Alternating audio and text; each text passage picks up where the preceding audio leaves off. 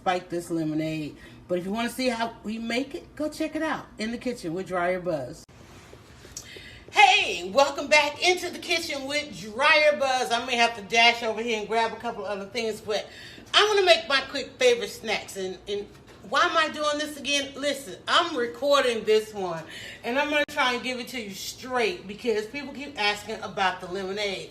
And we slacked up a bit, but now here comes the fall. We're back in the kitchen for season 2, and we're grilling everything. So go check the profile. There is an episode. We just did some taco turkey sliders, okay? I don't know. That was a recipe that we came up with. It's actually, we're getting ready to eat the leftovers. And I asked you in my stories, what should we do with leftovers? So Petty Betty has an idea what to do with leftovers. And I'm going to put some of this avocado on there. But I wanted to show again the lemonade. I mean, I found this amazing tool. And one of the reasons I love this tool is because the lemonade is best when it's zest, okay? Zest makes the lemonade best. However, this thing right here was taking, nails and knuckles. This was eating up my nails and my knuckles, and I ain't trying to have nails and knuckles in my lemonade. And I certainly don't want to mess up a nice drugstore manicure because we doing the drugstore kind. So I found this tool, and it's a cup from Good Grips, but it gives me this amazing zest. I'm going to show you a couple of zests. So see that I get those and I steep those like tea. But then you see that at the end of that, it gives you like the brass knuckles. So if you ride along your lemonade with that, it gives you a nice little zest as well. However, I felt like that was like the long way around. We need a short way. People kept trying to say, need it shorter, need it faster. You know, and we want everything at a convenience. And for those of you, I applaud you for trying to drink some fresh fruit. Like, I know we could have poured some liquid this and some powder that into some water and been drinking it already. But when you taste this, you're like, oh no, I don't want no more of that. I'll take a real lemon, please. I'll take the real lemon for 200. So, and then there came the question, everybody was like, well, wait, my lemon, you know, it has an aftertaste. It depends on where you buy your lemon.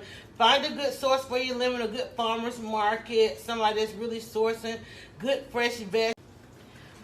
All right, so after I got my lemons zest, I got them peeled, but the white part is off for the most part. I know that light is kind of killing it there. Let me see if we can get you guys a better view of it. There we go. All right, so I tried to peel off the pith as much as I could, the white part. And now all I'm going to do is just go ahead and give it some good slicing. One of the reasons we want to do all of that because we want some good pulp. We want the lemon to basically separate and break apart. And it's going to steep like tea. That lemon's going to break up, and that's going to become some really good pulp in the lemonade. That's why we do this lemonade. So now I got everything. I'm gonna sachet, put my lemon zest in my sash. I have a sash here, and only because I don't want the zest part to end up in the final lemonade. So I'll be able to pull that out to the side in my little sash here.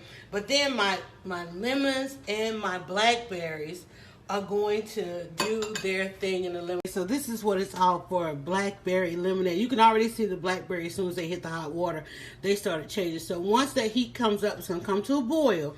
Once it comes to a full roll boil and my fruit is in there dancing nicely, that's when I'm going to turn it off and let it steep just like tea. Oh, where's my lemon zest? It's over here in the sash.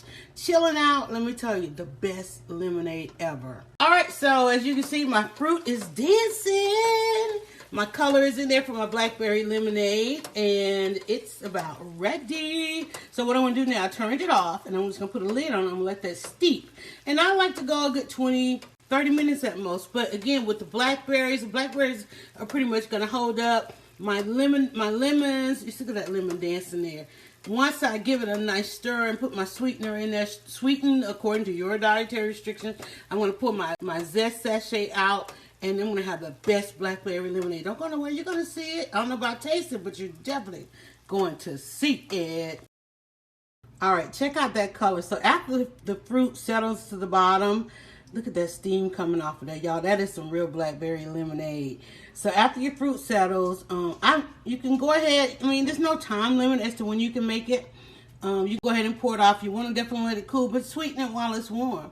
and have some good lemonade. Go check it out. Listen, I've had a long day. I'm getting ready to spike this lemonade. But if you want to see how we make it, go check it out in the kitchen with DryerBuzz.